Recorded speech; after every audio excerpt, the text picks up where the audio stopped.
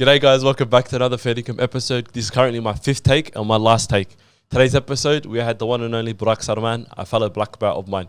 In today's episode, we spoke about BJJ, how it correlates to life in terms of character development, discipline, gratitude, the whole shebang. We also spoke about all things related to mindset and business, as well as his professional fight early on in the year in July against the well-known Tynan, best gi fighter in the whole world. And yeah, you guys know the drill. Hope you guys enjoy. Why are you guys still on this video? Enjoy. Consistency is one thing as well. And I want everybody in my gym, because I physically interact with them, to have that. Yeah. That's the most important thing. Not a medal, not this, not your Instagram post. Is to have that. Because once they have that, bro, one, you're going to have like lifelong effect on them, and they're going to love you for that. Mm-hmm. Even if they don't, it doesn't matter, but you're going to see the fruits. True. Imagine I'm 40 and 50 and I see that, you know? Oh, that would be a massive accomplishment. And I see it now. I actually literally see it from like even 30, my students that are older, above 30. I see the effect it has in their life. The way they walk changes literally. Yeah. Like people say, man, what happened to this guy since for the past 2 years? Like he just turns up, bro. Fair income. Imagine, I just want to document it anyway, like I said to you boys. I just want to document it long term and just look back in the story 10, 15 years later and say, man, look how much we documented. Did you document early on? Like Nah. in your teenage years or anything? When I was 13, when I competed, I remember someone put it up on YouTube, my first fight. I was trying to find it on YouTube. When I found it, I'm like, wow, that's so cool, man. I'm on YouTube, you know? Yeah. It was like 2008. We might have to put your mic just a bit closer.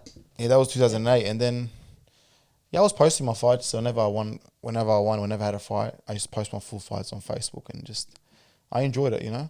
I think that's the thing. We're all going to look back and be like, I just wish we had more photos or videos. Oh, 100%, man. There's so many matches of mine missing. And I wish I had those matches.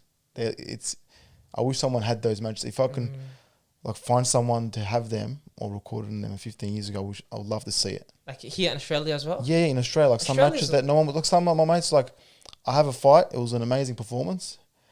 I'm like, well, how did I do that? And I'm like, no one's recording, bro. Yeah. Everyone thinks like they want each other were recording because it's like a state championship or Australian championship. Like, there's no media. Everyone's focused on the fight. They're like, everyone's nervous as well. So you're like, who's recording? No one. And then I ask my opponents. Sometimes my opponents will send it. Sometimes they won't send it. Yeah. It's an awkward one. Yeah. Awkward conversation. That's what I did. Like, even like overseas when I went to Japan, I'm like, bro, I was just asking around people to record my fights. I'm like, can you hold my backpack? I'm just going to go compete and then record my fight. Like, that's how it is for so many years. But I wish, man, like, imagine someone vlogged you. Yeah. Imagine someone vlogged me when I was 15. Like my first ever comp. Imagine that was like documented, and that was on YouTube.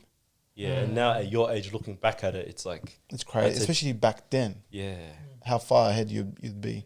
I know as kids as well. Like when we have that random uncle that's taking videos of stuff. Like, why are you always recording? You know.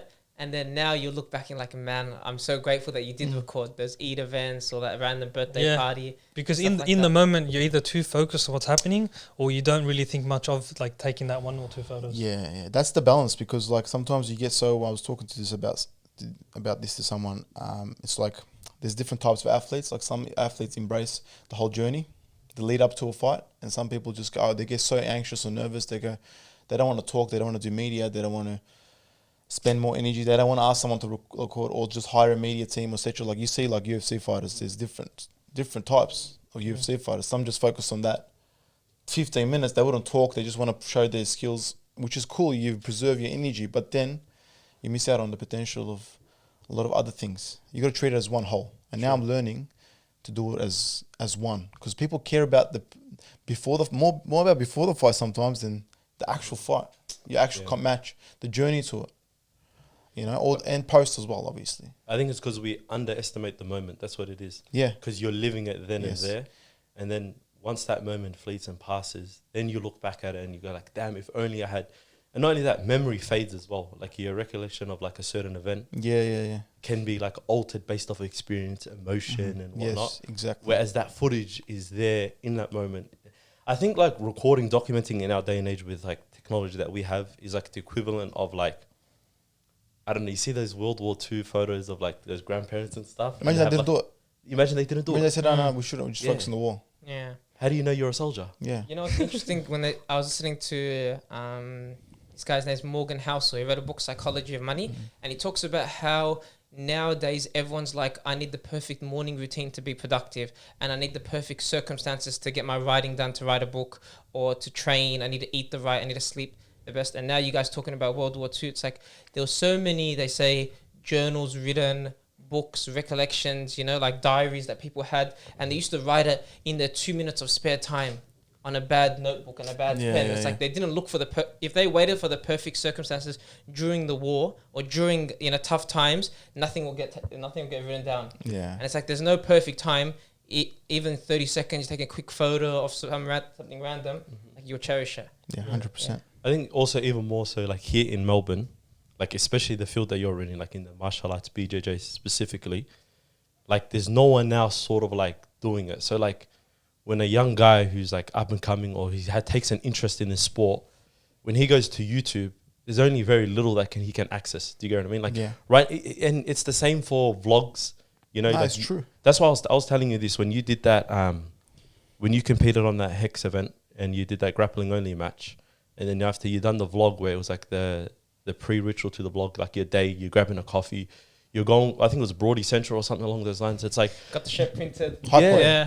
I saw that video. Yeah, I like that one. Because we think of someone going on like Malibu Drive in California or something, Venice Beach or something, and they have their cameras and they're walking along the stars. That's what we associate with the Americans and stuff. We don't have it's true. An Australian doing. Just got to break the ice, man. Yeah.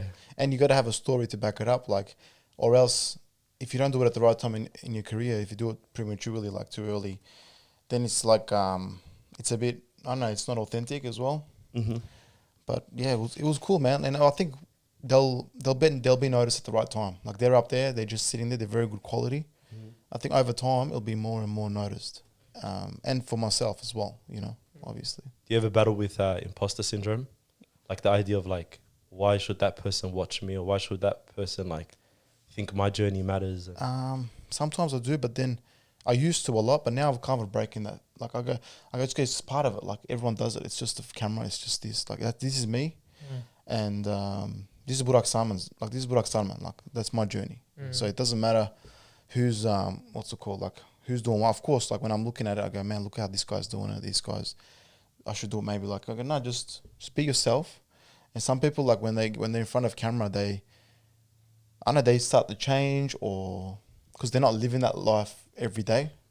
So in front of the camera, there's someone else, and then it becomes wearing on them. And I think eventually they don't last in the game, and then people find you out. Yeah, people find you out, and for me, it's like it's just part of my job now. It's work for me, and I think it's a responsibility as well. Like if you don't speak, if the Wright brothers don't speak, then who's going to speak? You know. Sure. And sometimes you have to push yourself. You have to feel good to talk. You have to like sometimes when you deal with so much people over, like you'll see me, bro, like at the gym, like you deal with so many people every day, like hundreds of people. You're talking to them, and your energy is so limited. But doesn't matter how, if you have a good day, a bad day, like people expect a genuine handshake, and you got to give it to them. Yeah, you got to just break out of it. You got to push extra and do it. Sometimes you neglect from other things, but then you realize like you can do it without wasting that much energy as well. Then it becomes. You know, that's the stage I'm at now. How often do you compare yourself? I feel like I've changed a lot in the past year. Yeah. How often do you compare yourself to other people that might be doing similar things? Yeah, is it like an everyday thing? Yeah. Like, I'm not good with that. Like, I just because I see the potential. I'm not like jealous. I get motivated. So I want to do something about it. You know, I go, man, I got to get up as well. Like, I got to do it as well. I got to get into this. I got to get into that. Then, but you can't rush everything, obviously. But then, like, I remember like. 2 years ago, I wanted to get into this vlog thing consistently, like weekly. But I just couldn't convince the right people to jump on board. And I remember the people that were consistent around the world that I was following that just started, now they're booming big time and having influence over like hundreds of thousands of people. So it creeps in your head like if then I started earlier? Yeah, but then you go, this is me. Yeah. This is my journey. Yeah. And like all our qadar is unique, qadarullah. Exactly. So yeah. That's what we're working towards. So I go, this is my journey. Doesn't matter who's done what. It's and alhamdulillah, it's amazing, you know. Is that something you want to reach out to thousands of people, hundreds? If it happens, if it happens. Yeah. And I think it's just inevitable anyway. So if you're walking an authentic path in any given field, I think it's just a matter of time. I'll look at anyone. like that guy over there, like anyone, like Kobe Bryant, like, or just like, you know, all those figures, whatever, like a lot of big Muslim figures in any field, literally any field, not just sport. If you're consistent and you're authentic in your pathway and you have no shortcuts, it's just inevitable. It's just a part of the process. It's not like I made it or it just happened. Like, But yeah, I think it'll happen. Like, yeah, it's interesting because last week we had it about can happen tomorrow. It can happen, whatever. Like 1 year later, or it's just. But I'm not aiming for that. I just want to walk an authentic path.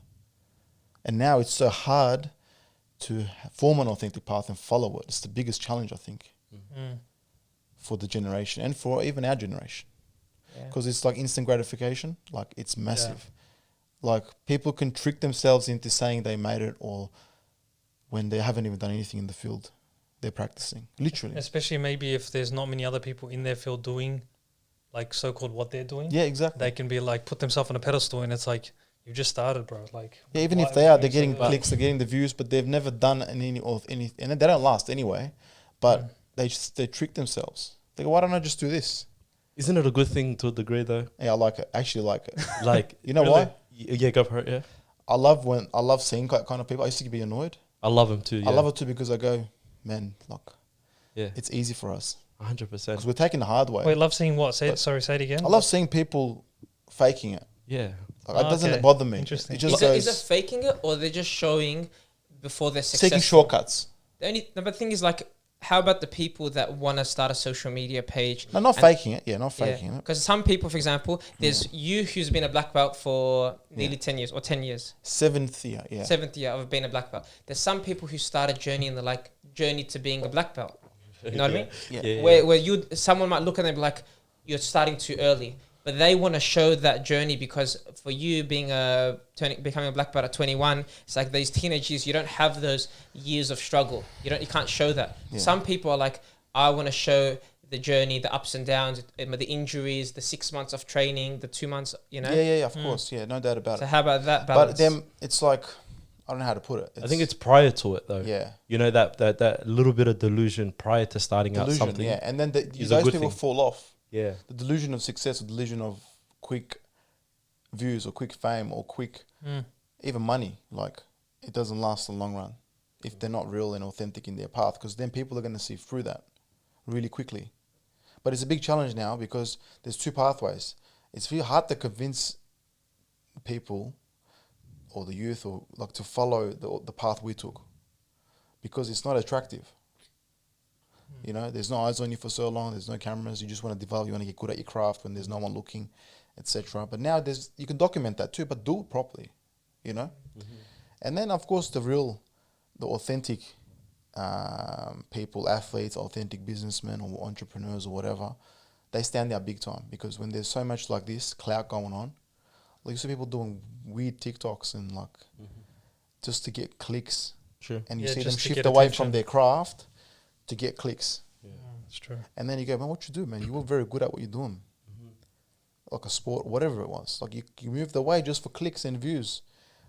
But then you're an empty shell, you know? Like, True. Delusion only gets you so far. But then, like as you said, then inshallah we keep going out like this way and we just remain sincere and authentic and of course we slip and fall, but then it opens room for the real people to really be noticed as well. Yeah. Is there anyone else in your gyms documenting their journey as well, or they want to start? Yeah, I'm pushing my like young ones, like my world good. champions Like and that. a few other kids. I'm trying to push them to document, and I'm supporting. That's why I want to form like an empire in that sense and just really support the right stories, the right build-ups, and as long as they have following an authentic pathway, I'll give them the spotlight 100%.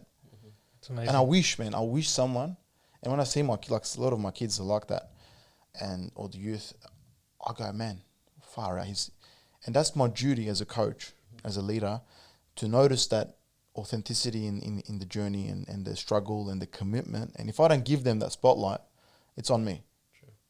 And that's what a lot of leaders like neglect community or coaches, instructors, the CEOs, they neglect that. They don't notice the talent coming up and they don't give them what they're meant to be given in terms of attention and opportunity and pathway. Belief, yeah.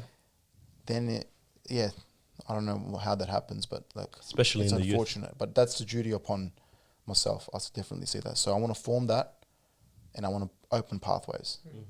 Do you know how there's phases of your life that you would say like my life's purpose, like I know it's cliche, but that's what I'm supposed this is why I'm put on this planet for this period of my life.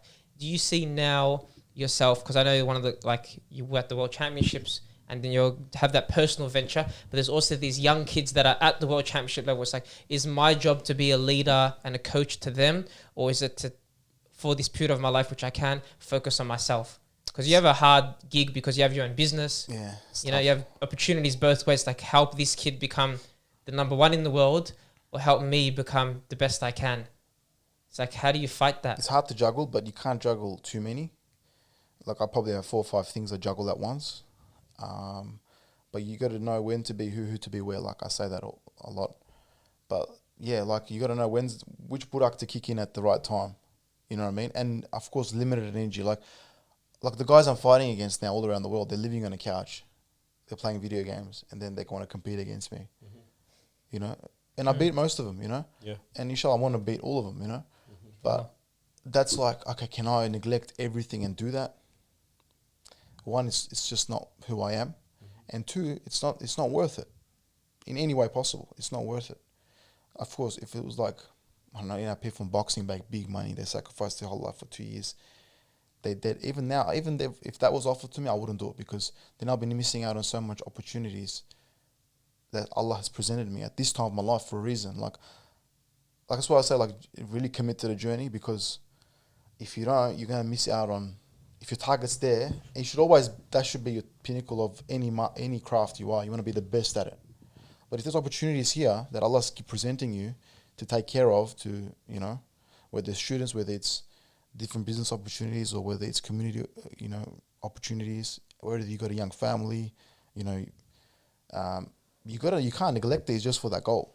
Mm-hmm. End of the day, like, it's for this world, right? So you want beyond that, obviously. So if you don't walk with honor and neglect all these things and just like be selfish, that's why I say it's my journey. Like, no one could. You can't compare. You can't compare anyone's life to anyone. Literally, bro. You can't. Yeah. So how do you know though? Like, what opportunity to take at what time? I think over time you notice that. Yeah. After you make mistakes, and I guess. And it's harder and like speaking to the right people about it. Of course, you know, listening to your heart. You know, asking Allah to guide you in your decisions. Mm-hmm. Do you have mentors you go mistakes to speak to this?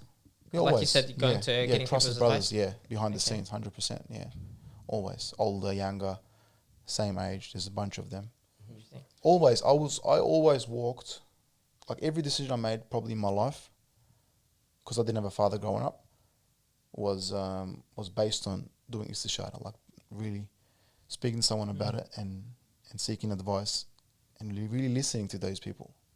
Like whether it's big scholars in Turkey, it's close friends here, because you didn't have. I was always seek that, and you learn over time, too. Sometimes when you're young, you listen to the wrong people, but still Allah preserves you, you know, because we don't know it all. No matter how much, especially that age, like you have to consult someone. Mm-hmm. But now we're kind of getting somewhere.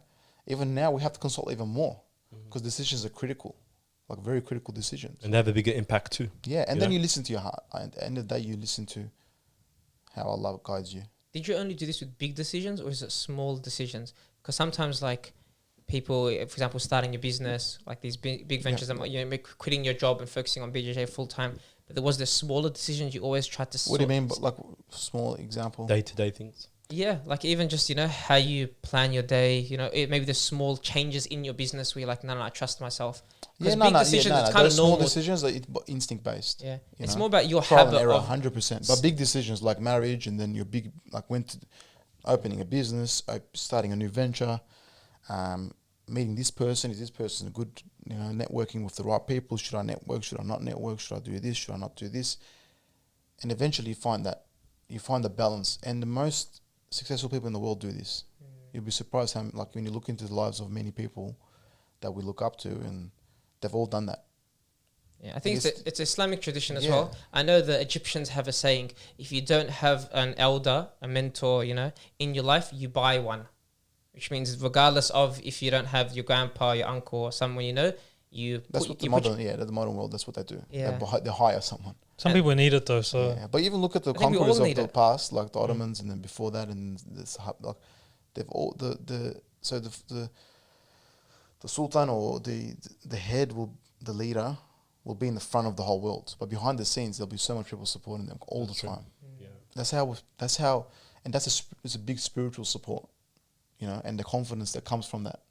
It's massive. And now we can get it from our brotherhood. Like the brotherhood is so powerful. You can get that from a brotherhood, like a collective brotherhood.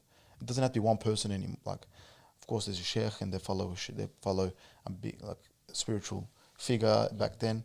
Now that brotherhood can serve that too. Like you can have a bunch of brothers you really trust and you brainstorm and you come up with a solution and let's do it. That's the importance of having a community. Yeah. A strong community. But without brotherhood, we're nothing, literally. Yeah.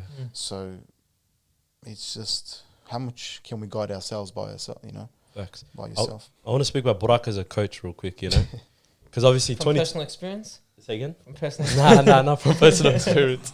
I want to look back at the year of 2023. Yeah. Actually, let me ask you that question before I delve into my next question. How would you say 2023 has been to you? If you look back at it, quickly reflect. you made a comment before that you've changed a lot this year. Yeah, a lot. I think every day, man, I'm changing a lot. Like I think it's between 25 to 30. It's just it's different, man. I can feel that. Yeah. I'm 27 now, bro. I'm right in the middle. Yeah. Bro, I don't know. Like 23 was good, man. Like a lot of. I wish, like sometimes in me, like I go, man, I wish I had 100 fights and it was unbeaten, and I go, I could have done that. If I stopped everything, I probably would have done it. But I had some big fights, had massive fights. I fought the world's best. Yeah, can we speak about that? Yeah, that was a cool experience. Super fight in Brisbane, July.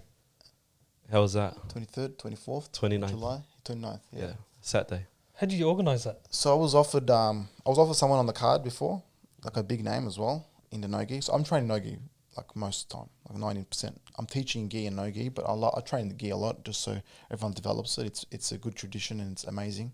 You learn so much. But competitively, I'm focused on submission grappling, submission wrestling. One, for my career to be more sustainable, and two, for MMA as well, because I love MMA and I like guiding people in that field, and I have aspirations to like coach people to the top and then coach people at the top, and I have a good network. So I think developing my skills there is very important as a master as a grappling. So I do that more, no-gi more.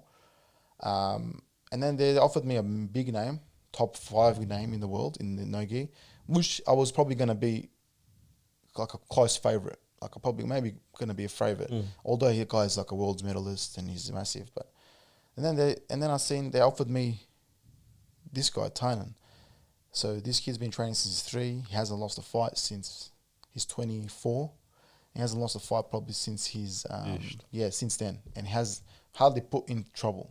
And Gi he's specialist. He only does gi. He's a gi specialist. Yeah. So I'm like, I waited up, I'm like 100%, I'll do it. And in Australia, there's only a few names that can really fight him. It's me and probably Lockie, but Rockie's retired, and then there's Levi, and then you got Craig. He's another big name, but he's overseas and he's focused on no-gi as well. So it's one of us, and my style is very interesting because no matter I don't go in thinking about the result since I was 13. I just want to go in there and really just like put it all out there, and really put this guy under pressure and really submit the person. Doesn't matter what happens. So I always wanted to submit. So everyone knows me in Australia for that. Like most of the world know, but I haven't tapped into that whole market yet. So they'll know soon. But so everyone thought, for sure they offered me him. I go 100% I'll do it. And then he started getting interesting when it was announced.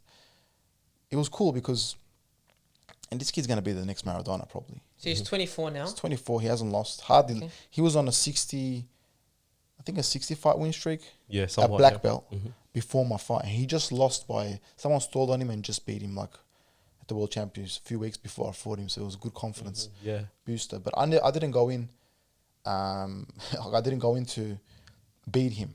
I went in to submit him. Yeah. That was my mindset. That was my training camp. I trained 8 weeks for him. I had a few injuries dealing with as well. And I was still doing no-gi. I do no-gi 90% of the time, 10% gi. I love training with my students. So you fought him in gi or no? I fought him in gi at his best. But from the lead up, I still did. Then I switched to 80% gi, 20% no gi because I got the opportunity to beat the best guy in the world. it was cool, man. Like, and then I went in there, and he submits all his opponents in 2 minute mark. So, and we went to 8 minute mark, and I played a very different style to bait him in, and like really, I tried to bait him in and get him confident, and I took a big risk. I could have been submitted in the first 30 seconds, like Very big risk. I watched the fight, yeah. And he was trying to submit me from the first 30 seconds. So, and he fell into some of my traps, and then he backed out, and he was very disciplined. He's like a chip, man. Like, his coach is the best in the world. It's like he's been told what to do, what to eat, what to do, and he's become who he is for a reason. Of course, you have to have self, and then he's got the big guidance. His story is really cool too. It's like, if you watch his documentary, he's such a cool guy too. So after that, we hung out. We had some common interests too. We hung out. We speak on WhatsApp still. Like, he's a good. How kid. good was he? Because you obviously lasted 8 minutes. In the gi, he's like, right now he's doing Tanogi, so he's transitioning. He's looking good there too. He's the best. So he's never exposed a weakness. Or like, literally, I'm telling you, he's a chip. Like, Next Maradona. like a 4-year-old, put in a chip, do this, and he told me how he prepared for me, and his team. They're like, you're very scrappy, you're very you're a risk taker. You wanted to get us in. I was trying to build his confidence in the match, so he gets a bit cocky and leaves something behind. But he didn't leave. He was always 2 steps ahead and not risking in position, and not doing anything fancy, just sticking by the book. And he's trained to do that. He's trained to win. He's just trained to win no matter what. Don't risk it. And he said to me, he prepared like that. So, I had 2 months to prepare for him. He had 2 months to prepare for me. And at the end of the day, it's a bigger risk for him. So he had to prepare even more than me. He had to he can't muck around. Like, if I was him, I'd be like, man, this guy is a no-gi fighter. He's one of the best, in Australia. He's been the best for a while. I'll just play something different maybe with him. I'll be different, but he's a winner. He's different. His whole brand is based on winning. His whole gym, and full credit to them. They have an amazing brand too. So for you, just so we understand, obviously his level. If you fought him, we'll say 5 times, do you think you'd win 1 out of 5? In the gi, he probably beat me most time. Like, he's and the next day we trained. He's a robot, like you said. He's just on the ball. He's very good. And what he does, he doesn't play around. Like, the next day we trained again. I did better in training with him. We trained the next day, actually. Like, me and him actually trained the next day. We just hang out, trained. After the fight? The next day. And we had coffee with him. And he'll do the same in the gi. I'm honest with that, But out of 5 times, how much are you winning? I don't know. We'll have to wait and He'll see. win 80-90% probably in the gi. Like, I'm not focused. I have to dedicate another 4 or 5 years. And he's an 80cc champion, isn't he, as well? No. So 80cc is no gi. No gi, okay. Yeah. So, but full credit, man. Like, he's a product of his parenting, his parents, and he's a product of his coaches, and he's a product of himself and his own dedication. So when you put all that 3 together, and you got a gift. So after this fight and seeing these things of like parenting, training, and then analysis, how realistic do you think it is for people to get to that level? Because I know some people, when they play sports and they verse the best, they just think like, oh no, it's not possible to even get there, and you kind of waver it off. What's your thoughts in terms of like, training some of the young kids and thinking if it's possible for people to get to that level? It's actually like so realistic. Like, it's not hard. If it's the right person, you dedicate the right amount of time, it's just inevitable. Like, it's going to happen. It's maybe that quote. It's simple, but it's not easy. It's not easy. It's like, for example, I think they said about like Ronaldo, like he tells his son you can't drink soft drinks. Yeah. Like, it's like that kind of thing. It's like the kid's 8. He's like, if you want to be a greater soccer player, like my level, Ronaldo, you can't drink. Like, the answers are there. Yeah, but like, and then we spent a lot of time talking about his journey, my journey. Like, we spent more time. We could have talked for hours with him because he's a visionary too at a young age. He's very similar to me in a different way. So we talked a lot. It was cool, man. It was very cool because at that level you respect each other's journey big time. Because end of the day, it's battle of 2 bodies, 2 skeletons. Like, that's what it is. Anything could happen in that 10 minutes. That's my mindset. And he knows that. He respects that. Because you build an art and he builds another. It's like, imagine this. Someone's imagine 500 years ago, someone's building and preparing for a war on the other side of the world with 2 arms, 2 legs. Someone else is doing it on the other side of the world. And then they're going to collide on the war battlefield. it's so interesting, and you have to respect, both sides have to respect each other. Doesn't matter how good this person is, what his name is, where is skeleton versus skeleton. So he had to respect, I had to respect him, and that's the better man won. But it's so unique, man, and the journey is so important. Like, and he was looking into my journey, he was asking questions, I was asking the same questions, and we clicked so much in that sense. Because imagine, it's like someone's following the same path as you on another side of the world with different circumstances, different opportunities. You have your own opportunities, own privileges, and then that conversation is very different.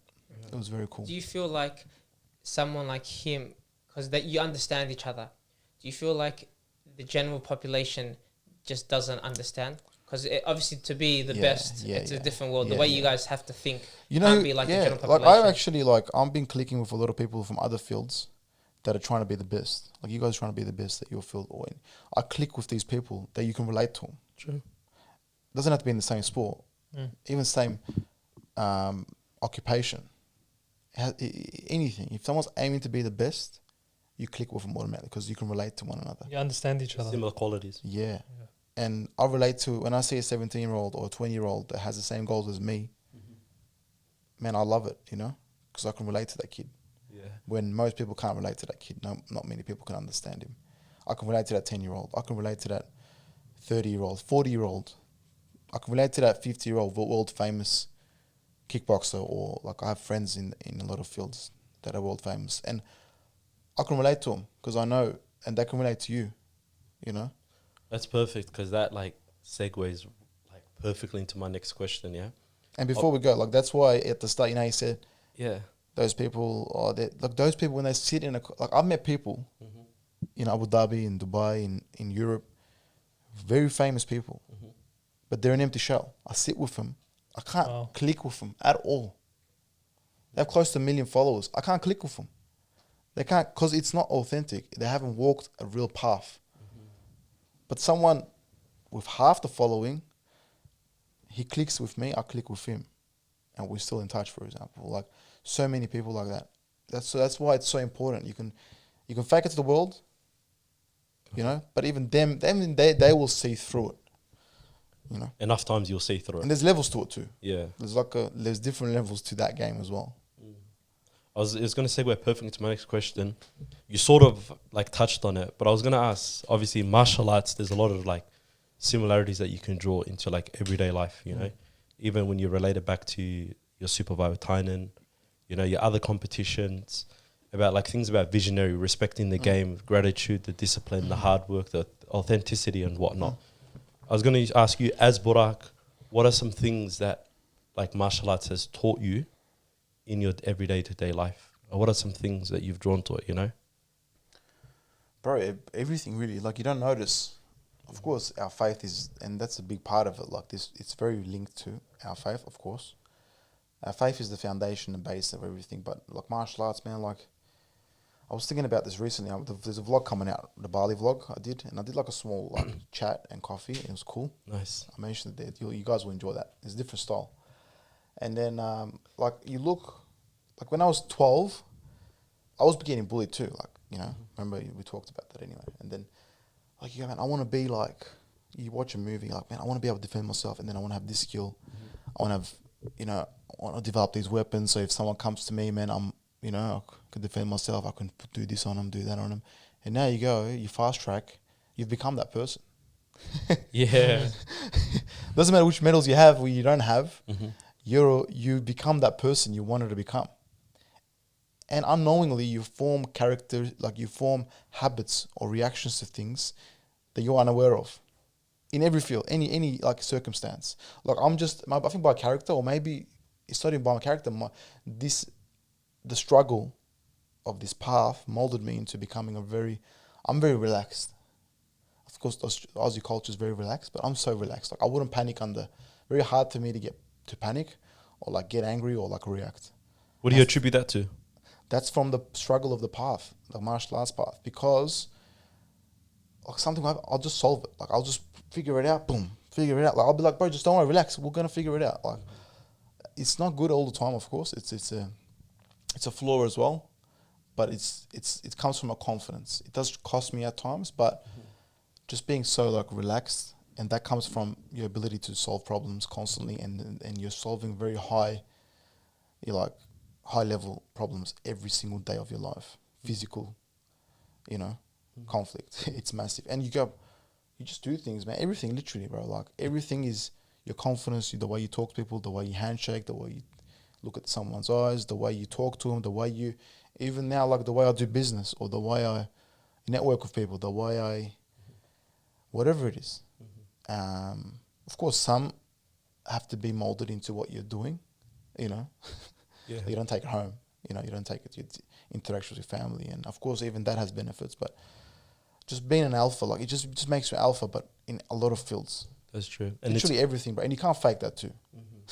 It's all a balance as well. Yeah. Like even like training, like I say like training from competing, you work on the same things till you get it right. Yes. But you do it in an environment like within a community of like other people, which teaches you humility, because you don't walk around with a bit of an ego, you know what I mean? Because even if you take the example of like BJJ, you go to a gym and you might be a white belt, and then there's it's called blue belt. He's ranked higher than you.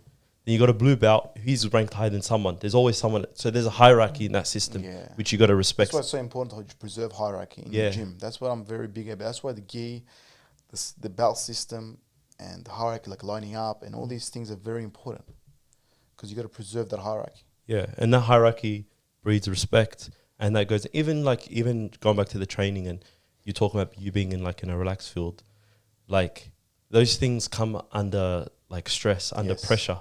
You build them like that. Exactly, and how you react then and there will dictate how you react with it in a real life scenario, And if you're too relaxed and you're too cocky, or let's say you're too calm about it, then you might get beat in that situation. Yeah. But if you have too much of let's say a knee-jerk reaction, and a reaction that you shouldn't have had, then that can also get you submitted. So it's like finding that sort of it's crazy, bro. Yeah, there's so many analogies you can draw from it. But think about the population, right? It's different. Think about all the martial art. This is the most physically conflicting, or you're interacting. You're actually feeling the other person's soul, literally. Because I could feel someone break. I can feel someone give up. I can feel someone. Yeah. Wow. I can literally feel that, and I can sense it from the way their body moves. Do me a favor quickly before you finish your next point. Just turn this like that, and then bang. Yeah, you're good. Yeah. So I could feel someone breaking. I could feel their spirit breaking. You can literally feel them drown. So you throw someone into the ocean, and you can see that in their face. And being able to do that to someone it's not cool, but it gives you that different aspect of confidence, which is a natural confidence. It's not ego. It's just you can be ego. It depends how you handle it, but it's actually your natural. That's just natural confidence. True. Yeah. Imagine meeting Khalid bin Walid. Imagine meeting him. Just the way his aura, or it's his faith, of course. But look what he's struggled with every single day of his life, constantly. Problem solving, how to do this, how to attack this, boom, boom. You don't know. Imagine we watch his vlog, Yeah, that'd be a sick vlog. Bro. Inshallah, we would one day, bro. In next life, inshallah. But bro, imagine his aura when he walks into a room. You can only build that from a pathway.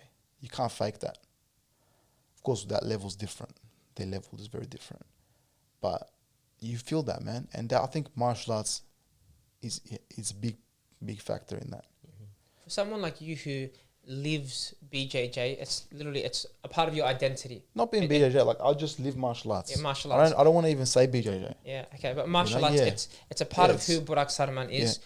For the general population, for the people that the kids that come in 2-3 days a week, and they're in their early stages, because you've been doing it for so long, it's hard to gauge the character development, because it is who you are. It's your identity.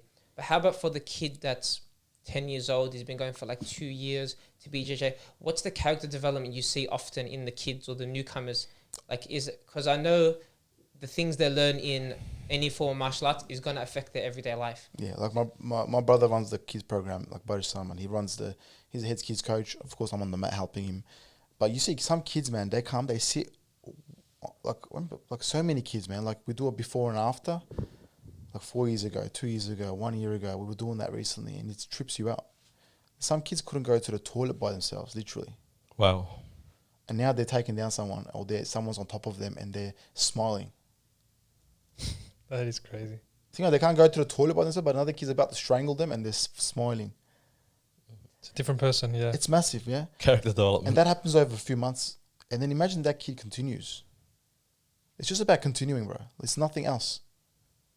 Like I say to the boys, like all the time. Most of the time, I've been trying to say this. Like I've been trying to do two things lately. After class, I've been trying to remind everyone that most important thing is to turn up and be present every time you turn up and have a goal. And the second thing is, of course, the longevity, turning up, because 10 years, like if you turn up 3 days a week for the next 5 years, you're going to be a different person. Physically, you're going to be a different person, because that struggle is going to build you. You're a different father, you're going to be a different mother, you're going to be a different older brother, you're going to be a different businessman, you're going to be a different whatever it is you're doing. You're going to be different, and it's going to affect that positively. That's true. And that's with anything as well. It's like if you put, let's just say, a day's worth in a week, yeah, and it's hard and you give it 100%. Yeah, no. Over a year, you've only accounted for, let's say, 52 weeks, only 52 sessions of hard work. You know what I mean? But if you go lighter and then do it consistently, let's say 4 days a week or something like that, over time, when you look back at it, it's going to like quadruple in terms of its like effect. I've seen it all. Like you've seen people that come in, coach, I'm going to do this, I'm going to do that, I'm going to become this. Can I book a private? Can I do this now? Can I do a private class as well? Can I do this as well? Okay, you can't do one at the moment. Just turn up normal class. Yeah. It's the excitement, yeah? Yeah, Takes it's over. excitement, and then 6 months, and now I bump into him 4 years later on the street. Yeah. And, okay, what happened to you, man? You know? They don't have to do jiu-jitsu. They don't have to come to my academy. They just have to have a pathway they're following. True. For their physical condition and for their self-defense. It doesn't matter what it is. It can be soccer. It can be anything. But try to choose the one you struggle most with. You know? Consistency and discipline That's go the hand first in thing. hand. Second thing, I won't change topic, but I'll talk about the second thing after. But like this first one, just turn up, man.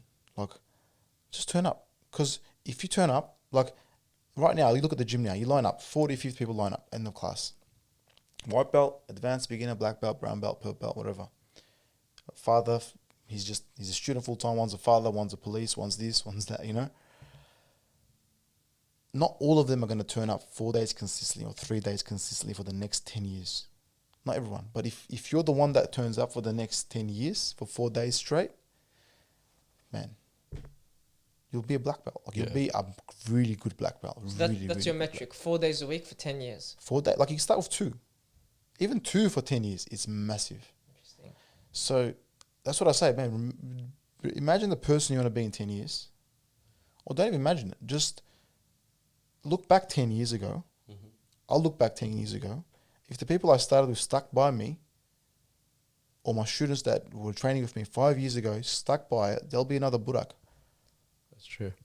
Or there'll be another whoever they are. Like that's them. They won't be it's anyone, but you know, they'll be amazing as well for who they are.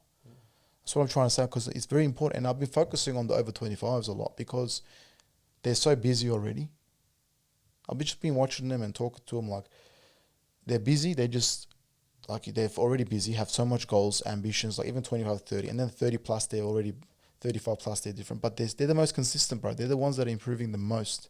What, the 25 plus? Yes. Oh, wow. Because they know, they have a sense of purpose, of course, and they appreciate what it does for their life. True. The 15, 16, 18-year-old takes it for granted because they're after the clicks, the likes, Yeah. and whatever they're doing on their phone, you know. I know for me, I'm turning 25 in 2 months, and I look and I'm like, damn, for example, like not wasted, but you have the ideas like, what did I accomplish in the last 7 years? Because you don't have this, like with most martial arts, there's like a metric, like I became a brown belt, purple belt, whatever it is. And then you're like, damn, you know, from 25, that's something I'm not going to do because the time's going to pass anyway. And that's the mindset you more have. And for a young guy who's 18, 20, they're like, what's the difference if I start now? Some people want, like you said, the instant gratification. Maybe they want the good body. They go to the gym. Yeah. But I see it a lot with brothers. They go to the gym.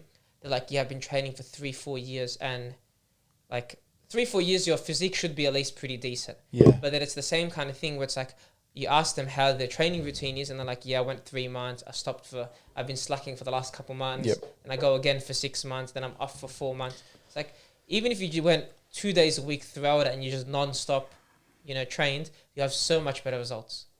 Like slow and What's steady. humbling? I was in like wherever I go around the world to train, people notice me. Like if there's just a gym, most of them notice me, and it's a humbling experience because like the confidence aspect and like whatever it gives me. Like I'm a 13-year-old Burak that's in this body right now.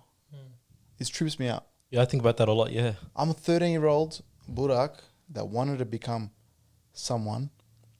Now I'm in that body, that physical shape or technique and mechanic, whatever it is.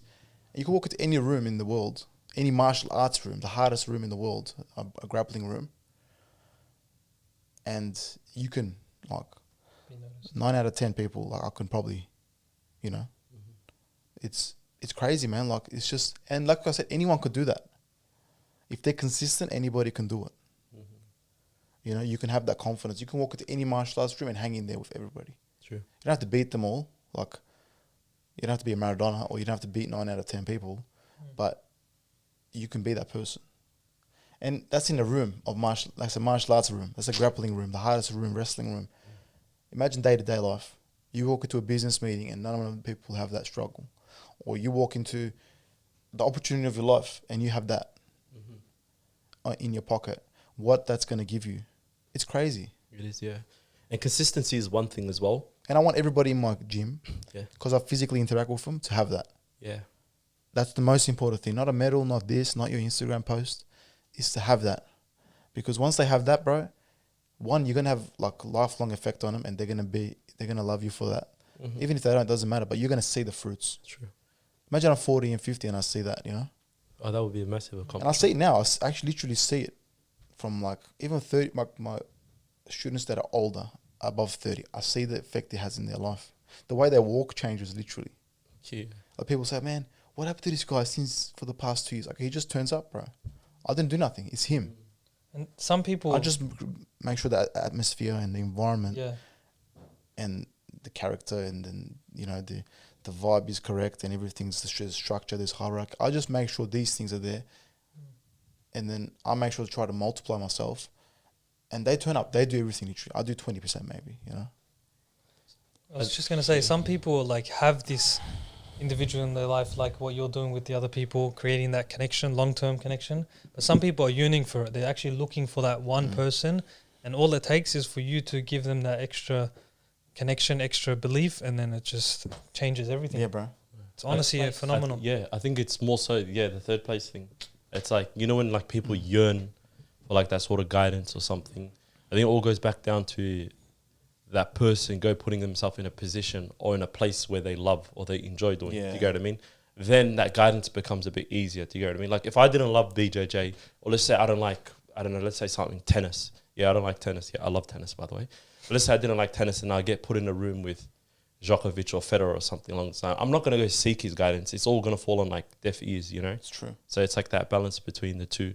But I want to say something, because consistency is one thing, and like Ashraf was saying before, like you need to have some sort of metric. Do you know what I mean? Like if you ask a brother that's been training for 3 years, but he's only been training off and on, or let's say he goes into the gym and he doesn't really have a plan, that doesn't do you like any favors as well. I think that second part is like being intentional. And I know you, I see you do it in the gym as well, where it's like, okay, rock up, show up, and then reap rewards. But I think the second part to it is rock up, show up, reap the rewards, but also have a plan behind it all. You know what I mean? It's like that analogy where they say, like a ship in the ocean, if it doesn't have a destination, then it's just gonna just go in whatever way the wind takes it, I'm big on that too. And I'll be saying that too, because when you're intentional in your path and your attendance, that 1 hour is equal to 10 hours. Or else that 1 hour is not even an hour sometimes. If you're coming in there just to bench press and like work out and struggle and beat someone, you're not learning. That's another aspect. So if you're trying to beat everybody you come to training with, you're not building anything. You're just beating. You're just feeding your ego, and you'll win a few medals. And even if you're a black belt, you're not going to get far in that bigger aspect of things. Competition is a very small aspect of what we do. Very small. I've You know, I've built more on the mat because I've been very experimental and I've been trying to I'm just trying to be intentional. Like I want to work this. I want this is my weakness. That's my weakness. So if you're intentional in that, and then where you're going as well on top of that, what do I want to do with this in 5 years or 3 years? Which aspect of my life am I going to use this for? You have that, plus you have intentional in terms of training. That's, of course, the environment, the coaching is very important. But if you have both, that 1 hour is equal sometimes 30, 40 hours. Is that we had a past guest on, Kamal Ibrahim. He's a soccer player. He played in the A-League, Muslim brother, and he has an organization called One Ball. And when he trains kids, soccer, tries to teach them. But he says, like, even bringing them for soccer, the same as probably Bashahul, he says, bringing them for footy, I'm trying to teach them more than just footy or soccer. It's all this personal development and stuff like that. Yeah. When you think of training people in the gym, are you thinking 50, like BJJ or martial arts is the main focus? Or is it personal development for when they leave the dojo? Is it 50-50? Everything, yeah. Okay. So I want to give them, because those mechanics, like grappling, jiu-jitsu, Brazilian jiu-jitsu, that's, because it's so physically conflicting and it's like you're giving so much to the person. So him understanding a mechanic or technique and him applying it, naturally he's going to have, naturally he's going to use that somehow, whether psychologically or his interactions with people. He's going to use that without even noticing. Like, I said, is it a part? Yeah, it's who I am. Yeah.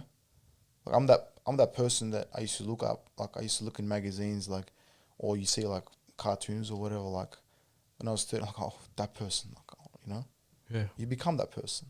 So everybody can use it straight into their own life, whatever it is. Because if they solve a technique, it's hard to do, and it's another body that's trying to beat them and outsmart them, and you outsmart that. That's gonna, like, you're leading to so much things in your like normal life, 100%. Like your interaction and then your dealings. But my focus is definitely. Of course, it's both, but my focus is that. And then, like, one person, I saw him, I got to know him better. I'll tell you who it is after the podcast. Like, he walked into class, and he's fuming. Like, I could see his brain's, like, he's thinking. Yeah. He's thinking, like, so much, man. He can't even he's doing the one, but he can't do it. I go, you all right, bro? Like, and then he goes, bro, I just got to go to work, man. And then he just left, man. He went to work. He came to the class and left. Yeah, he left. Yeah. I go, bro, go if you need to go. And he goes, bro, I just got to solve this because I can't function. Then I noticed he's into big things, like he runs a big company, etc. So they go, well, he's triggering, like something's triggering, and you can relate to that somehow. And you go, man, this guy's up to something, So you see that in there too. Like sometimes it's important too. Hey, like you can come to class, you can be thinking about something, share it with. You should have the.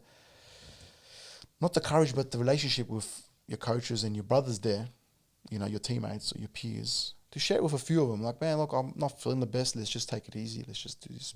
So he learned that later on. But, like, you can notice, it's literally, because you're about to physically, it's not like football. Or it's not like anything else. It's different. Like swimming. If you're not focused when you're swimming, I don't swim too much, but, like, you're probably going to run out of breath. You're going to start drowning. You're going to start seeing stars. If you're not focused, then, like, you can zone out, but certain things have to be there. Yeah, there's a difference between, like, team sports and individual sports. I was talking to my brother about this recently because we grew up playing team sports only. And we think about it now. It's like there's days where you can easily just hide. Yeah. And you can get away with it. Whereas, like, individual sports, you can't because, you against you.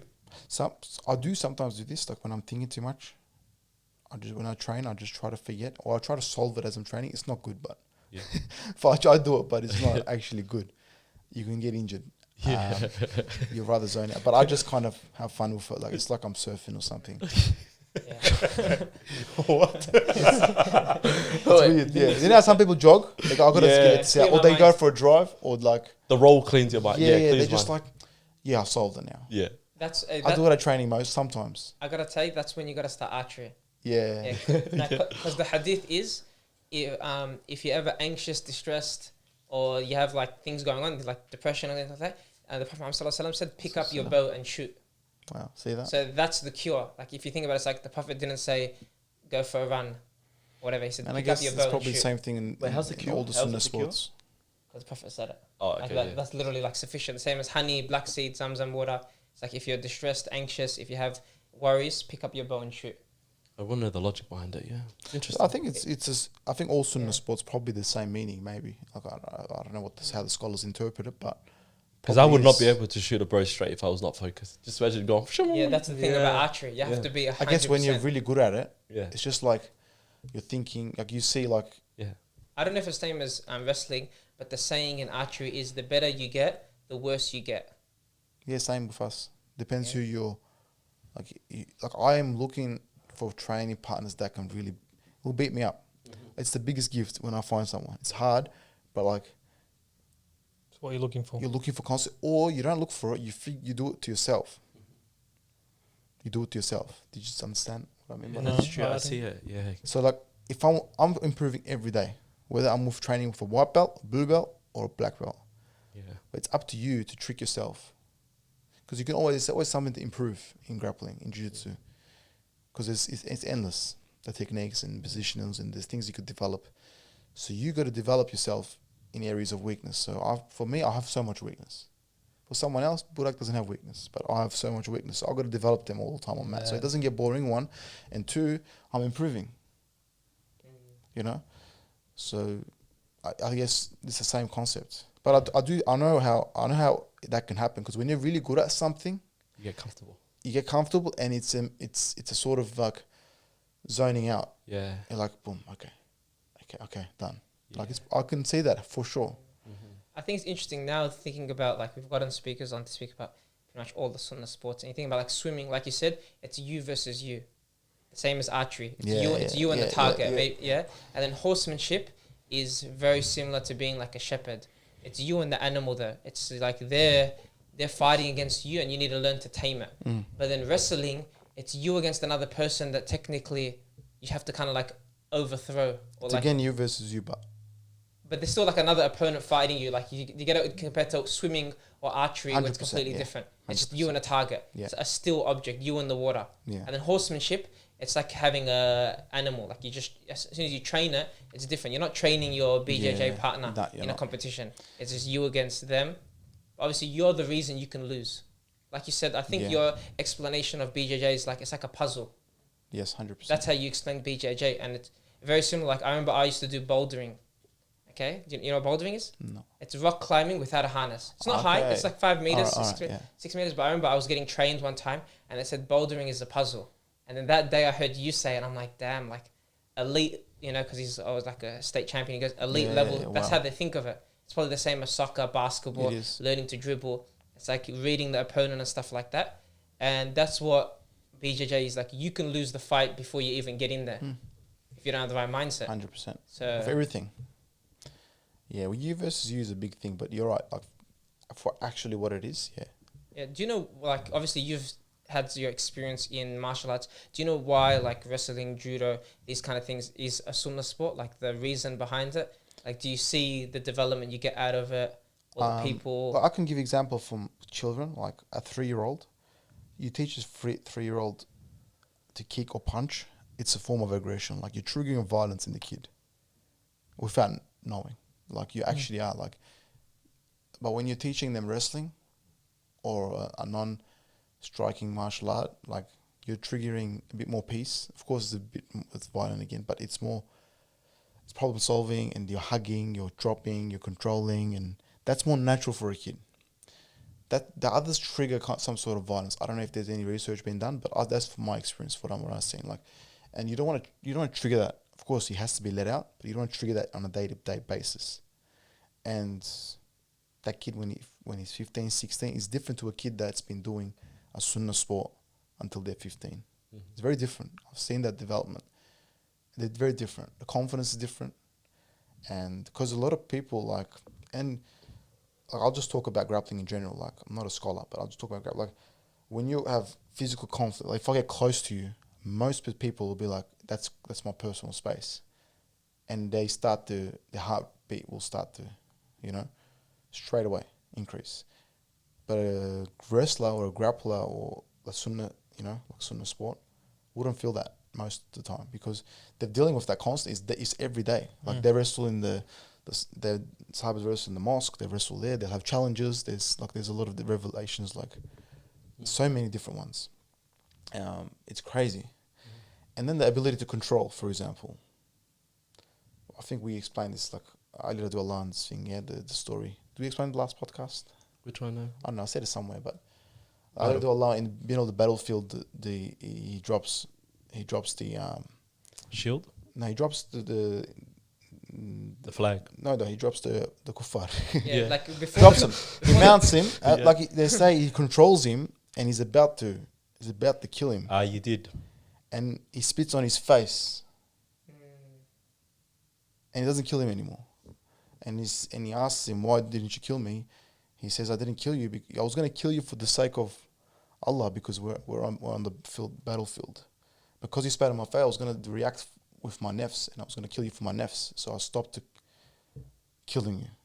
It's a revelation. Like, we can look into it. But so the moral of the story, in my perspective, for that, he should have been controlling him crazy. Middle like, what kind of control hold? What did he do? You know, like, it's interesting. How did you control someone and lift up a 10-kilo sword and not do it and control him that much? Ego check. Yeah, so it's the ability to control, the ability to handle conflict, handle emotion. Of course, Even that's control faith. of the nafs. Yes. Like, that's a big one. Imagine that. That's Imagine you're the about biggest- to kill someone. Yeah. You have the sword and someone spits in your face. You're like, man, I'm going to cut you up even more. Yeah, that's what it is. That just shows his level of iman, of course. But I'm talking in terms of martial arts. Like, he would have been controlling him crazy in that position. Like, what kind of hold he had him in that he can comfortably do that and make that decision as well. But end of the day, it's what do we do? Like, why do we do things? Do we do it for our nafs? Do we do it for the sake of Allah? That's the sincerity side of things. But bro, it's crazy. Like, the kids, you look at adults, you look at whole families train at the gym. So many, like 4 or 5 siblings train. You see the whole family change. But if they were doing another martial art, like a non-sunnah martial art, it doesn't. I don't know. It's weird. Yeah, but there's no end to grappling as well. Yeah. Like, you could do it 1,000,000 times, and the only thing technically that's holding you back is your cardio, and unless you get an unforeseen injury. Whereas with other sports, it's like with grappling, you can always go at 100%, But if you go do Muay Thai, if you go to do like MMA or some sort, you can't strike exactly 100%. can't. Or you might need a bit of a headgear, so that you got to hold back as well. Whereas this one, it's like, You don't have to hold back at all. and then you can go 10 times in the space of an hour. Whereas this one, it's like, if you knock them out, cuz you've knocked them out. But there you go. No, because I know Burak's my reference with anything Turkish.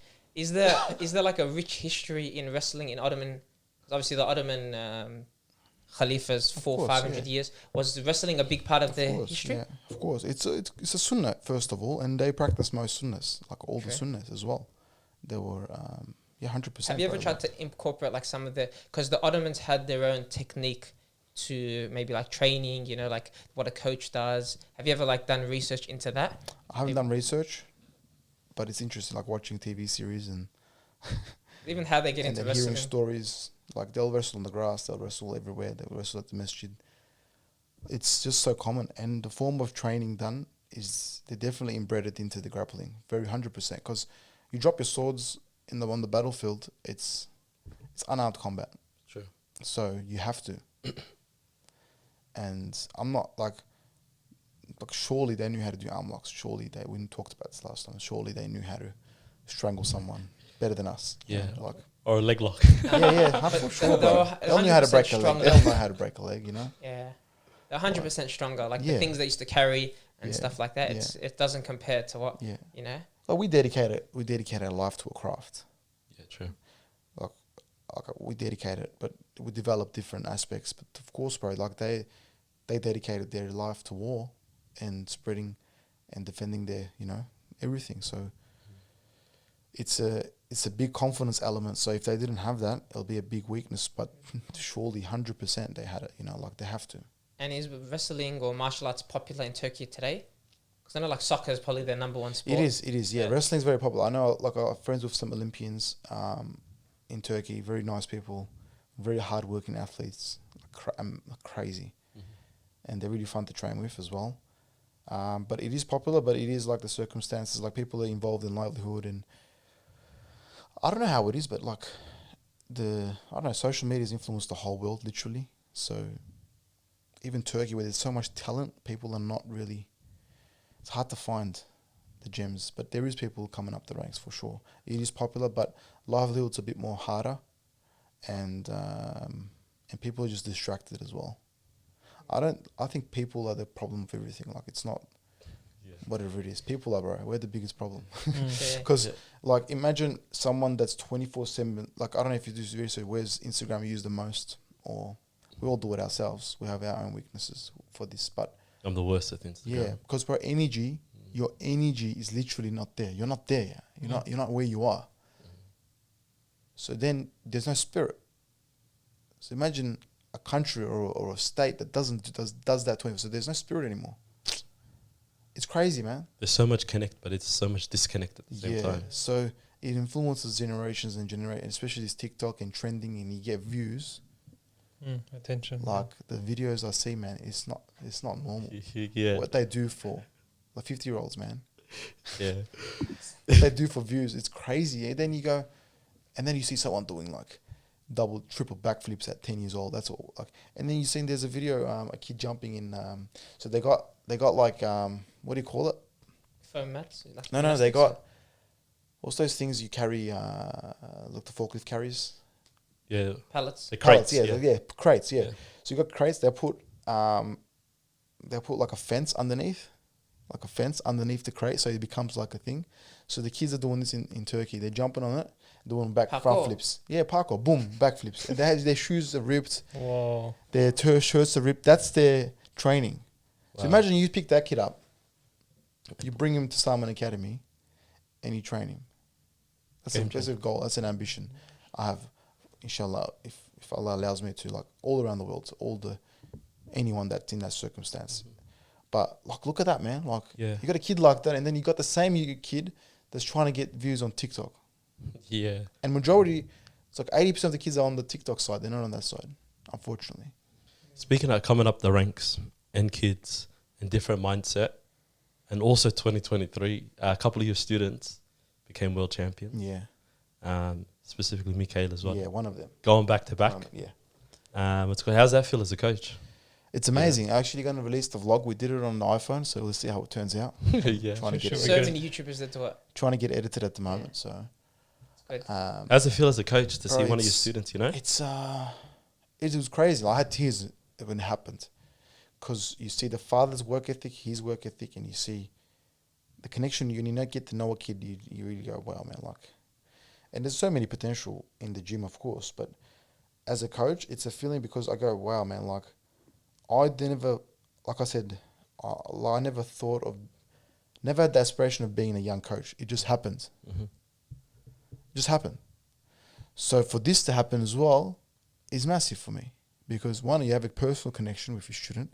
Two, it's surreal, because it's not everyone has that opportunity to feel what I felt that day as well. True. You know, but it inspires me, because I love giving credit where it's due. That's just my character. And if someone deserves the credit, if I don't give that credit to that person, it's my flaw. You know what I mean? And like I said before as well, like, that's the biggest weakness we have as well as leaders and as privileged people in the community. We didn't become leaders, or we didn't become people of influence. We were privileged by that. If we're in front of the camera or the microphone, it's a privilege from Allah. So it's my duty to give the credit where it's due, especially if it's your own student. I'm like that with everybody. Like I said, if any Australian kid won the world title, it's as if, of course, it's a different feeling, but I have to take pride in that. As an Australian champion or whatever it is, As an Australian, as a community leader, like, I feel that big time. Like, if a Muslim around the world becomes world champion, I'm over the moon by that. You know, straight away. I don't care. I know him. I don't know him. His win is my win. True. You know, and yeah, it doesn't matter. That's massive. And I witnessed that 1-to-1. Like, I was screaming and he was there. Yeah. And he has like really different habits. Before, he gets very nervous. Like, we went to the water park. He can't go on a water slide. Yeah. But he still does it. Yeah. He still does it. He goes to fear. He just runs that fear. He's scared, but he still does it. He's nervous, but he still does it. And it's a bit crazy. You got to be a bit crazy. And Yeah, it's hard at to the age teach. of 12 as well, At yeah? the 12, yeah. So my biggest thing as well is longevity and consistency, right? So I want to see a Mikael when he's 18, when he's 20, doing the same things, inshallah. That's the goal. Where do you see- Any student in the kid, like a 4-year-old, I want that 4-year-old to be, so the goal is to, the end product Mhm. is the 18-year-old in a way. 18 to 25, and then you want them to be an asset for themselves, asset to the community, and asset to their family. Once you have that, bro, it doesn't matter if there's world titles or no world titles. So, and he's walking that pathway. He's walking. Where do you see him at 18, 20? Inshallah. Same. Like if he keeps going, he'll be one of the best grapplers in the world. And most importantly, the focus on his character, and that's a duty upon myself and his father, and yeah, that's what it is, on his family as well. So, and I treat all my students the same. Like when Mikael walks into the mat, or anyone walks to the mat, any world champion, all my students are equal for me on that time. You know, I give the same energy to every single one of them. You know, of course, the ones that approach you, the ones that want to ask you questions, you know, you have to, because they're approaching you, but you don't go out of your way to, you know, Special treatment or yeah, anything special like that. treatment, especially in front of everybody. But that's the second thing I was going to say is, second thing I've been trying to do is notice the quiet ones in the gym. Like notice the quiet ones in that room that can't talk, that are a bit more shy, even the adults that can't interact. I've been trying to like get closer to those kind of people, especially the kids, the quiet kids. They're the hidden gems. They actually are, because you don't know what lies in that kid or that adult. You don't know what problem they're facing. I remember there was an Aussie guy that was coming, I won't say his name, a few years ago. And he was coming training very quietly. He was a blue belt. He's training. And then someone said to me he was considering suicide for so long. And he mentioned it to someone. I'm like, man, I couldn't. And I talked to him a few times, but I should have just had one. Like I go to and then we talked, and alhamdulillah, he helped. And sometimes he pops in and out, but I should call him. So, and then you never know, like your sincere interaction with someone, a sincere handshake can change them. Imagine you teach them something. So for me, Mikael is just a bonus. But Mikael is amazing because he's a product of his family, his father, his work ethic, his dedication, his passion. It's amazing, you know. I love it, but this is something people neglect. Like, it's easy to teach someone that wants to be taught, or that's outgoing and you're noticeable, but it's hard to teach a student that's quiet, that doesn't expose himself. He's scared to expose himself, and he can end up anywhere in life, you know. So that's the second thing I've been trying to notice. Not just kids, adult. Like I've been telling my coaches, my brother's really good at this anyway. Like he's really good at this. Trying to notice those quiet people that are like, imagine a kid that's been bullied all his life, and you give him one sincere handshake, or you roll with him, or you show him something, man. That can change. Like that changed my life probably. You know, like some interactions I had, and there's people 10 times worse than me at my state when I was 13. So you don't know. So I'll be trying. I think it's a duty as well. It's a duty upon, and Allah will ask me why I didn't do it if I neglect that. So lately I've been trying to do that, and that links up to like the World Championship topic too, because that's a product. Of course, it's a product of, like I said, everything. But this is the most important aspect people neglect: the longevity. I actually want to do like a martial arts parents course kind of thing, like later on, maybe mid next year. For parents, Parenting course. It's a great idea, yeah. For them to actually roll into BJJ, or just to guide the parents' mindset. Because they're called soccer parents. Yeah, Soccer yeah, moms, soccer dads. Yeah. just take them there and then boom. And then there's a lot of toxic problems in the community, not just jiu-jitsu, but in every sport. A kid, a father trying to live their dream through a kid. You see that in your gym? Or Alhamdulillah, in my gym, I put an end to it straight away, you know, in the best way possible, like in the most kindest way. It always works, because when you explain it and you put them in a place where they where they can relate to what you're saying to them, because you show them, like, you don't show them the future, but you say, look, this is how it can potentially end up. You don't want this, you know. It's just we make jokes about it, but it's not like your kid. Not everyone's kid is a Ronaldo. It doesn't have to be like your kid doesn't have to be a Ronaldo. If he does, yes, that's fine. But if your kid is not good for their family, their community, for themselves, doesn't matter if he's a Ronaldo or not. It doesn't matter at all, bro. We don't understand this, and there's so much underlying facts and disciplines that parents should be thinking about. Martial arts parents, but that's so important, bro. Like, we're all traumatized in different ways, dealing with older people when we're young. I want certain parents, like, we all have flaws, we all have mistakes, but parents should avoid the main mistakes because they can ruin the passion of their kid, the longevity of their kid, and traumatize the kid and your relationship with your own kid when the kid's 16. So when the 16 says, Dad, why'd you do this? Why did you do this to me, literally? Why did you act like this, do this? Like, imagine filming a kid when he's seen this overseas. I've seen so many, like in America. Like, filming, like, a 4-year-old has a YouTube channel, or 5-year-old has a YouTube channel, or like, that kid can grow up when he's 17 and say, Dad, why did you let me open a YouTube channel at 5 years old? Look how I look to the world. I got views, we make money from it, whatever. But like, that kid can turn around and say, why did you allow me to do this? Your duty is to protect me, you know, in morally, ethically, in every way possible. Some people might disagree, but I'm not really firm on it. But like, this is definitely a big factor. You know, for your business, because like, you have a specific mindset, but at Salman Academy, obviously, you're not the only trainer. Yeah.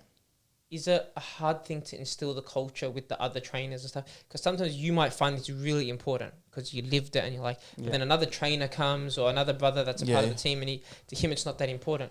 How is it like trial and error, one, and two, just really understanding and knowing that person at a personal level. Like, you've seen the coaches. Yeah. They're hidden weapons. Like, they seem like they don't know much, they're not confident, but they got so much thing.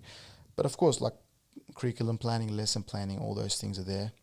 They follow a certain structure. And they are free certain times to really go out of that bubble too, because then you have to give to different people different needs. But the main mindset is character. I don't care if you're world champion or how famous you are, or how you can talk to someone or impress someone. If you're not giving those core principles, because anybody can teach an armbar. Anybody can teach those techniques, bro. You can learn it on YouTube. You can sit down here, we'll open it. You guys can figure it out eventually. But the environment, okay, and that interaction and that energy, like the sincerity, you can't fake that. You can't teach that. Like, of course, you can teach that in a way. You can teach it in a way, but you can't. That's the do or die of an environment. I want to ask, 2023, you've travelled as well. You went to Rome. Yeah, we've travelled a lot. But yeah, that's what I want to touch into. You've travelled a lot, like other places through BJJ, off BJJ and stuff. What is that like, traveling and doing the thing that you love at the same time, going to places like Rome, New York, and it's like cool. last time you said you'd rather just go Turkey every time. Did I say that? Yeah, it's like you said, if I could go anywhere, just back to Istanbul. Istanbul, yeah, not Tokyo. Istanbul. I thought you said Tokyo. No, Turkey. Yeah. Actually, what's your funniest stories while traveling in BJJ? Oh, bro. Give us one. Oh, funny stories. Do you have a BMX one, New York? Yeah, New York. I was riding my friend's missus's bike in Manhattan. I was riding at the training every morning, 10, 15 minutes in the city, and it was like a ding ding, like he had a thing in the front. It was blue, light blue. It was a woman's bike, you know? So looked a bit feminine. Yeah, that was funny, and yeah, there's a lot of stories. Like in New York, being careful how to talk as well. Yeah. Like in the wrong suburb, and my Bosnian friends there, like we used to ride bikes, 5, 6 of us at night. They used to take me out with their bikes. It was actually Ramadan there. We used to pray Tarawih and then just go around New York. And like, I'm like, hey, bro. And then they're in the wrong wind. So, hey, baby, just be careful. You can't scream, you know? Yeah. So I used to do like, I'm a bit of a like, if my teachers watch this, probably from Elam College, like I was running amok sometimes in class, maybe most of the time. But Yeah, so but like I love having a good laugh, you know, with limits. Like I know how to take a joke, I know how to give a joke. Sometimes maybe I go a bit too much, but yeah, like New York was fun in that sense. Have you almost ever died? Have you almost ever died? Or been killed? Yeah, when I was riding a motorbike, I think I nearly died. Like when I was riding a scooter in Bali, I fell in front of a car and I got up and just straight away jumped on. But I realized like probably 2-3 hours later, like how serious that could have been. Yeah. What else? I had a really bad staph infection, like it's in my documentary. It was really bad. True, yeah. And I was alone and I had no like travel insurance. It was very bad. And how'd you deal with the staph infection? You cut it out yourself, yeah? yeah, YouTube and boiling water and Oh my god. yeah, I did some stuff. I was scared, man. And I found some antibiotics which helped. And yeah, You can die from a staph infection you as can, well. yeah, you can. Depends how you leave it, and you don't take. Now you just don't play with any pimples or anything like. Especially if you're training a lot and dealing with other bodies, just don't play with it. If it's popped, just don't train. You know, it's very simple actually.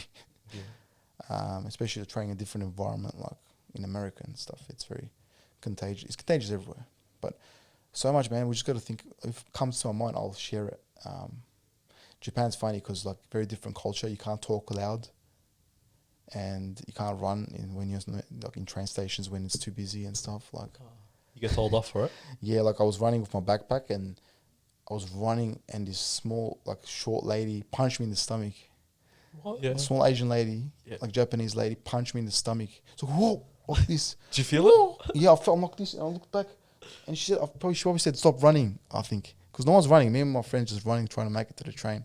And no running, no eating on trains. Yeah, no No talking talking. loud. Playing, Yeah, not even like Videos on. they stare like this to each other. Like they don't. They don't look each other in the eyes? No one like will Side do eye. this. Everyone's like side eyes, Yeah, side eyeing it's each a lot other. of Everyone sass. literally. Yeah, man. Like New York, America was cool. Like I wouldn't probably go there if I don't have to, but New York was really cool because it was multicultural and I have good friends there. Like a big Bosnian community there. Like really good friends with the people there, and look, the Jewish community is big there too. So, Europe's on its own, like Portugal and all those countries in Europe. The Middle East is awesome too. But yeah, I did a lot of funny stuff and I take risk even if I'm by myself. Like when I'm traveling by myself, I'm a bit more of a risk taker. When I'm traveling with my family, I'm a bit more. You have to be like that, though. Yeah, I'm a bit more like I try to think the worst case scenario all the time. But even when I'm traveling by myself, I always used to think, what's the worst case scenario? So I comfort myself in the worst case scenario. Then I'm comfortable and I'm relaxed in like sometimes too relaxed. Yeah. You know, like yeah, yeah. Traveling is fun, bro. But I wish I could travel without the. I wish I can just travel and not have to work because competition is work and it occupies your energy, your mind, and you can't enjoy everything until it's done. Even like the food, for example. Unfortunately, yeah. Like you go to Dieting, like, but even like mentally, you're just so involved in your goal and Focus your as well, task. yeah. Like, if I was to go back to those countries without any of those goals, I'll probably enjoy it more. Where do you want to go? But then I probably wouldn't go there. Like, it's Well, weird. Yeah. Yeah. If you could pick, Yeah. where would you go if you could, like without work, just with you and the missus or family and That's not Turkey. Yeah. Istanbul? Yeah. I don't know how New York is right now. I'm not sure. I actually spoke to my friend in New York. He's trying to convince me on an idea, but Yeah. yeah, New York. I don't know how it is right now, but it was really cool. It's like I'm in Spider-Man. Like it was weird. Yeah. Yeah. it always But I feels would like want a to visit all the European, like all the old Ottoman countries that used to be under the Ottoman rule. Yeah. I would want to visit them and really like understand how history and much stuff. influence history and like walk those streets without having to compete and just like enjoy it properly and really look deep into it. I would want to do it like Spain, all those countries on that side of town. Yeah, a Shall lot we of go Europe to was, Palestine one day? inshallah. Shall all together? That'll be good. If you ever need a Spanish tour, Yeah, I want to go there. I'm You your said man. you went there, Yeah, yeah? I was there. I was That's living there. amazing. I'm your How is man. Amazing, bro. Wow, bro. Let me know, inshallah, if you do go. Big Ottoman history, like Islamic history there. Yeah, Obviously, a lot. yeah, Yeah, I was massive. staying in one of the biggest cities, Granada. Yeah. The history, yeah. Yeah. in Spain there's not Ottoman. No? Islamic No, history. no, Islamic Islamic. history. Andalusia. Islamic history, yeah. Oh, okay. Yes. Because Andalusia dropped 1492 and Constantinople 1453. Oh. So 40-year Well, I was difference. trying to claim it all, but it's Wow. alright. Yeah. It's Islamic history. But Nah, a lot it's all of Islamic a lot of anyway. Europe is Even like, Ottoman is yeah, Islamic, so true. A All lot like of Europe all like is, yeah. Yugoslavia Yeah. and all like Bulgaria, Romania, all of that area. Yeah, Up that to side, yeah. wow, Yeah. that's amazing, bro. Armenia, Azerbaijan, Huge. all that. Pretty amazing. Ottoman Empire was everything. So Salatin Ayyubi was where he started off in. Do you know the history? Not exactly. where he started off. Yeah, He started off in Sham. in is- Sham yeah. area, all of it, Yeah. and then he went to Egypt. He was a minister in Egypt for about 10 years, and then he went to Al-Aqsa. Mm, But that was of course. 1098, Yeah, so like 300-400 years before yeah. The Ottoman and Crusades stuff. and that, yeah. Yeah, But imagine you can, like I said, like watch those vlogs from back then.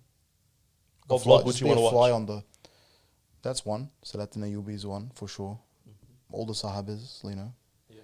The big sultans for sure. who's your favorite All the sultan? prophets, bro. So Who's your favorite sultan? Ottoman Empire, like Me- favorite Khalifa. I think it's got to be a Mehmet. he's just he's always Yeah. Everyone's favourite, though. Yavuz Sultan Selim is very unique. Suleiman, Yeah, like yeah. Suleiman, No, Yavuz Sultan Selim. Salim. Selim. Yeah. Okay. He's just like a big conqueror and big. He would be conquering since like I don't know the age, but till his last breath, he'll be trying to conquer, literally. Subhanallah. Never sit comfortable at all. And the amount of, I think he's the one to conquer most in a small period of time. Like, if you look into it, and of course the founders, you know, as well. True. But they're all, for me, like it is like Ottoman, Islamic. It's all Islamic, because they're all under. They represent that banner, right? And it didn't matter, Ottoman, Turk, Arab. Like this, it's all one banner. So Yeah, going to That's Turkey all made our me fall history. in love with history so much more. Yeah. Because Islamic history, like even going to Andalusia, Ali will probably know, there isn't as much there. And a lot of it got taken over. There's a couple of nice sites and stuff like that. But the thing about Turkey is, because it was so recent, pretty much everything is there. Like all the masajids, all the buildings stuff. But if you go to Baghdad, nothing's really there. So- if you go to, Syria, Damascus, yeah, not much is there. So with Turkey, you get to actually see the history, which is so because it's different. recent as well, right? Mm. It's only 100 years ago, like not even. What about Genghis Khan? Did you watch his vlog? It'll be interesting how we got beaten. Yeah. But he was a tyrant. Yeah. Yeah, he was a tyrant. But what was I gonna say? He didn't get beaten, didn't he? Die? He died. He yeah. died, Yeah. but his lineage Yeah. was Grand- beaten. But no one's ever as good as the original. Yeah, of True. course, of course. That's true, yeah. Yeah, but look, it's easy to spread on tyranny, Mm-hmm. but with justice, it's not easy to spread. Like the Islamic ruling, if we were unjust for our history and we were tyrants, we would have took over maybe the world easier. Because it's justice, you have principle. It's for the sake of Allah and it's for justice. But they wouldn't just conquer somewhere because that place needed justice, so it'll be conquered by Muslims. You know, That's so true. the Yeah. Genghis Khan spread with tyranny. So it's easy to just like no limit, kill women and children, like whatever it is. Like It was interesting. we don't want to get into top about like it's today, like it's just Genghis Khan, tyranny. yeah, he took over land and he said you have two options: you die or you join us. Yeah. But the thing about Islam and the way they conquered or took over land, so for example, Islam wasn't started as Arab, like with Prophet Muhammad Sallallahu Alaihi Wasallam. And when you go to Turkey, you see Turkic people. When you go to Pakistan, you see, Pakistani, Yeah. like naturally they've always been there. And so Muslims went and spread Islam, and the original people that were there took Islam. But a lot of other areas, like you see Spain or Dutch, whatever, they went and they moved into those lands and forced religion onto them. Yeah. No, exactly. It's like the Yes. South Americans and stuff like that. Like a lot of them, they forced the Philippines. the Europeans, the Americans. they All forced- oppression based. Everything. Yeah. Their conquest is not even real conquest. It's oppression and tyranny. That's it. It's a difference between like colonialism and Yeah. colonization. Like colonization isn't inherently a bad thing. Do you get what I mean? Like survival of the fittest. Things happen. If it's just. If that's the thing, but then how do you define just? You know what I mean? So then it goes down to with colonialism, you take out the land, you take out the people. There's no rights, and then you instill your ways into them completely. You Yeah. know, but that's a whole different conversation in of different, itself. That's a- podcast in It's its a own. debate. Yeah, but to wrap up the podcast, I want to ask you: we're about 5 days out from 2024. What does 2024 look like for Burak? So, in which way? Or like, how do you Well, look into the there's a year? lot of Do different do you Buraks, bro. do you do goal setting? Are you thinking, okay, I have one major goal? How are you looking at the year? Yeah, you have your, of course, you have your spiritual goals, like habits that you want to revive, and then you have your goals with your family, and just the main things that always are there. But then you have, like, I guess, your career goals, like financial goals, and like they're all there. Like we all have them. We should have them, you know. But I'll be getting into new ventures for sure. Like I want to do some courses, and I don't want to just make up courses, but I really want to see how I develop certain things, and how I can teach that to someone. Like how I learned something, and how I can teach that to someone. Like how I came to some sort of a mindset, and I want to teach that to someone. How I developed skills, and how I can teach it to someone. It's authentic, but I want to spend some time thinking how I actually did it. I want to backtrack, you know, think about when I was 15, 20, 23, So a lot of 25. reflection. Reflection, see what methods did I actually use? Random methods. Like I didn't intentionally maybe use methods, but we use methods we don't even notice. So what did I actually do to do this, you know? So I want to do some courses for sure, like online courses. That's and then like we're trying to build the private studio in South Melbourne for sure. And I just want to push the limits, man, and really I want to be an asset to myself, my family, my community. That's it, bro. Like I just want to be Burak, you know? So that's it, like, and just keep going, you know? I guess more as we get more mature and more we figure things out, and I do want to take more risk as well, like, you know, in the right ways. Can I ask, you know, yeah. there's like the statement like you're capable of so much more, and that's what we tell people a lot and stuff like that. And we always look internally and be like, I can achieve more than I have right now. You know, Yeah. you're always looking at bigger goals and stuff. How much % of your full potential do you reckon you've achieved? I don't know, bro. Do you look and be like, because you obviously don't publicly Yeah. say a lot of the goals, which is fine, Yeah, I and can't, dreams yeah. and that you personally have, but it's like, do you believe you can do so much more? Do you still think like you've done? Nah, but I'm not content at all. Like, I'm grateful. Like, I'm content, but I'm not like comfortable.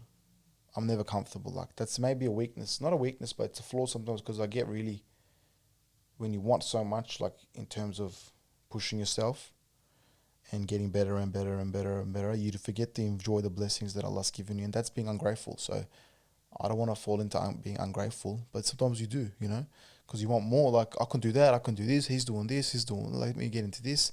There's a time and place for everything, but definitely haven't reached the full potential, bro. If like the human lifespan is 80 years, but we can die tomorrow. But alhamdulillah, like, if we're ticking the boxes with Allah's mercy, we don't know where we're going to end up. But I got big plans, man. Like, I definitely have. Well, after the podcast, we'll See what's cooking. We'll talk. Yeah, talk about what's cooking. But well, it's like just trying to be uncomfortable most of the time, but be grateful at the same time. Because bro, like, think about as I walk out, like something happens, like literally, physically, or someone like, may Allah forbid, like someone passes away, or your life changes, like instantly. May Allah protect all our families, but It's true though. like, bro, your life, and you haven't been grateful for anything. Like, sometimes just saying alhamdulillah, like, it's sincerely, it's the biggest thing in the world. Because someone was saying, but if we knew, you know, the satisfaction of our faith gives us, the contentment. Like, if you want wealth, like a scholar says, if you want wealth, contentment is sufficient. So that's true wealth, being content.